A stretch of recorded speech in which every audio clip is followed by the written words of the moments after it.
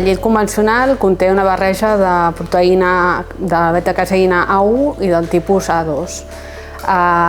La proteïna A1, quan es digereix, allibera un metabòlit que és la beta-casomorfina 7, que provoca que hi hagi certs trastorns gastrointestinals en algunes persones.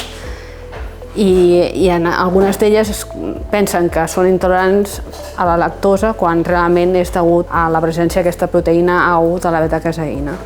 Per tant, consumir llet A2 en aquestes persones fa que desapareixin aquestes molèsties. El nostre laboratori ha desenvolupat un protocol intern, l'hem fet nosaltres, per poder discriminar aquestes variants de la llet A1 A2. Això està obert a tot el sector lleter. Solucions tecnològiques que siguin eficients, ràpides i econòmiques pel sector són importants. Que hi hagi A1 o A2 depèn de quin al·lel conté la vaca a nivell del gen de la beta-caseïna. Al final, la llet comercial és una barreja de llet de moltes vaques i majoritàriament sempre hi ha barreja de A1 i A2.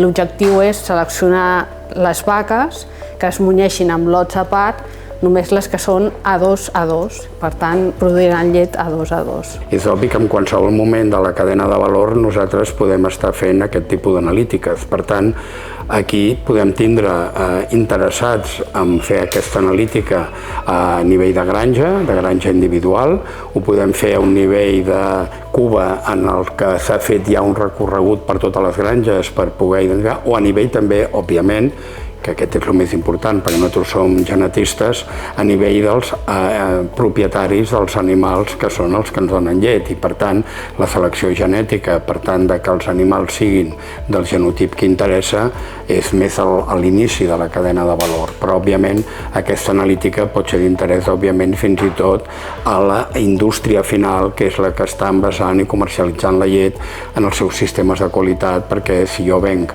un producte amb una etiqueta haig d'estar segur que el meu producte correspon a el que jo estic dient.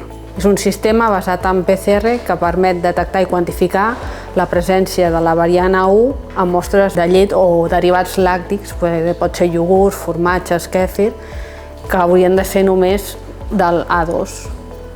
Llavors és una tècnica molt sensible ja que permet detectar valors inferiors a l'1% d'A1.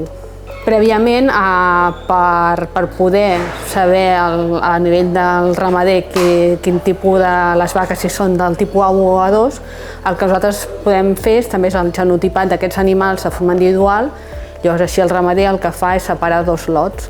Un lot que només són vaques que contenen la variant A2 i un altre lot que tenen la variant A1 o la A1 i la A2. I a més és una tècnica relativament ràpida, ja que ens poden donar, si rebem la mostra pel matí, a la tarda són capaços de donar resultat. Per tant, que si hi ha empreses que depenen d'alliberar lots a tenir el resultat, és una tècnica ràpida i amb un cost totalment assumible. Creiem que la solució de fer arribar al sector des del punt de vista dels que generem coneixement, que som els centres de recerca i que som les universitats, per resoldre els problemes, un bon vehicle són aquestes xarxes temàtiques, com és en el cas d'Agritech, on aixopluguem tot un conjunt de productes, serveis i, per tant, de solucions que són d'interès pel sector i, per tant, valorar molt positivament l'existència d'Agritech.